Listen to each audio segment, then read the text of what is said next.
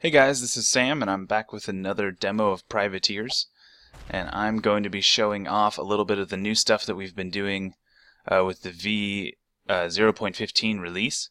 The main focus of this release has been adding abilities and items and sort of giving more of a progression to your character.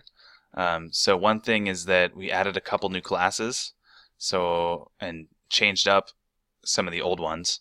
So, for instance, this is the what was the barbarian class, and he used to have this smash ability that would stun people, and now he has this war cry ability.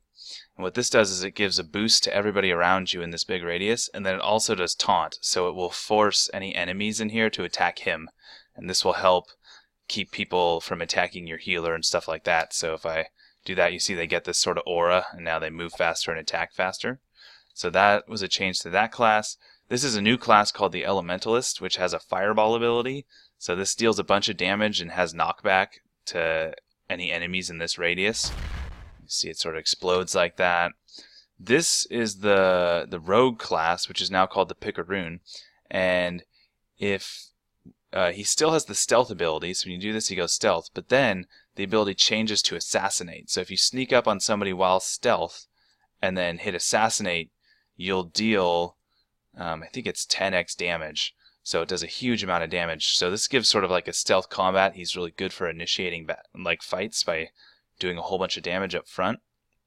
And the last one here is the Hydromancer, and he can summon an elemental to fight for you. So if I do this, you'll see that he summons up this elemental, and if there were enemies around, this guy would go and fight them for me. So this is a really cool addition to have sort of the pets involved in the game now.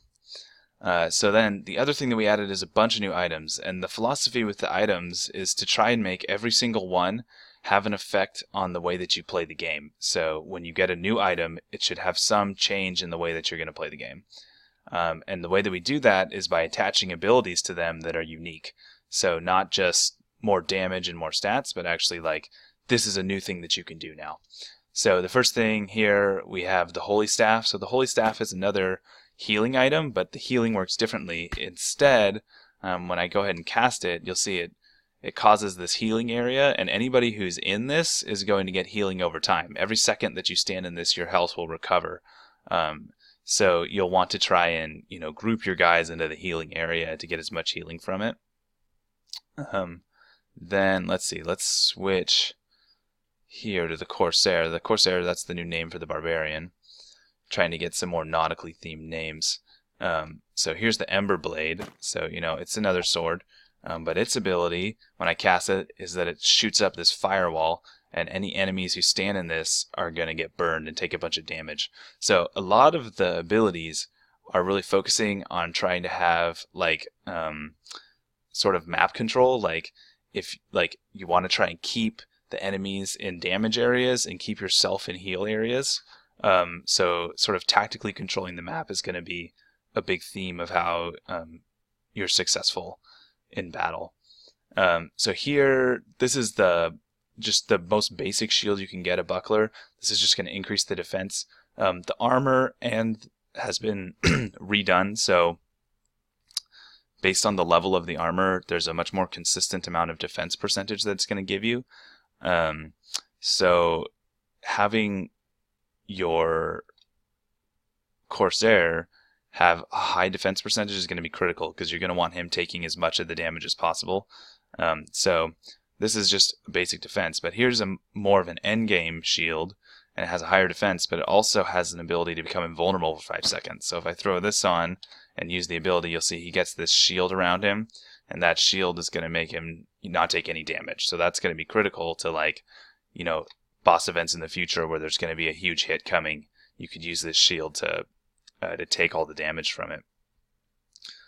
Here you'll see there's some rings.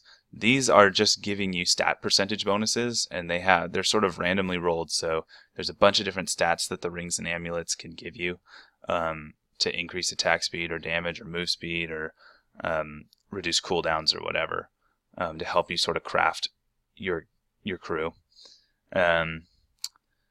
This is the ice staff, so let's switch the elementalist. So here, it's kind of like the fireball. It's not too much different. It's going to deal damage, less damage than the fireball, but it has a freeze effect. So anybody who gets hit by this is going to move and attack slow for a while, which is really going to help you control the map. Fire staff its ability is like the fireball ability from the elementalist, so those look the same.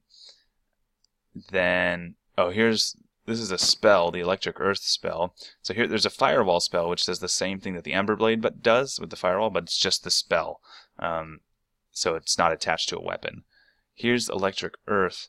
So when you cast this one's a square shape, and it's going to electrocute any enemies who are standing in this area over time. It has a larger area than the firewall, but it deals less damage than the firewall.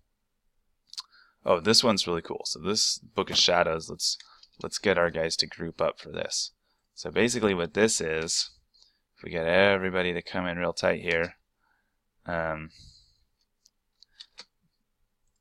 this is a group stealth. So I can stealth my entire group for a short period of time. So you could use this to sort of initiate a battle or get out of a battle. This is pretty powerful, like to sort of change the way that you're going to play. Let's see if we go back to here on our pick a rune, we can put on the trident. This one has the same ability as the Hydromancer had, where you can go ahead and summon an elemental to fight for you. This one's pretty cool, the Dark Idol. So this one, it's similar to summoning the idol, but instead it summons a group of these twerps. So, you know, they'll all gang up on different guys after you summon a bunch of them. They're pretty weak, but it summons like 7 of them or something, so they end up dealing a bunch of damage and being helpful. The spiky plate here, this is armor that reflects damage, so when you get hit it deals damage back. This is sort of a later game armor. The Viper, this one it poisons guys in this area, so that blast doesn't actually deal any damage, but everybody who's in it is going to take pretty heavy damage over time. And then we also added some more abilities to the different bow types. I'll show you the Elven bow. This one has a similar ability to the Ranger, but it increases the number of arrows that it shoots over time. So if I shoot it, you'll see it shoots a ton of arrows. So you get this big area effect. If you get really close to somebody, they'll all hit him and deal a ton of damage. Or if you're standing back and there's a group of twerps or whatever, you can hit them all. So pretty powerful. So that's just a quick peek at some of the different things that we're adding into the game. Lots of different abilities. And like I said, the design philosophy here is that when you find an item, it should really allow you to tactically play different. And we'll continue tweaking these and adding more over time. But you can expect more of that with future releases. All right, thanks for tuning in. Be sure to play the build when it comes out. You can go to amindydev.blogspot.com to see the link to the build.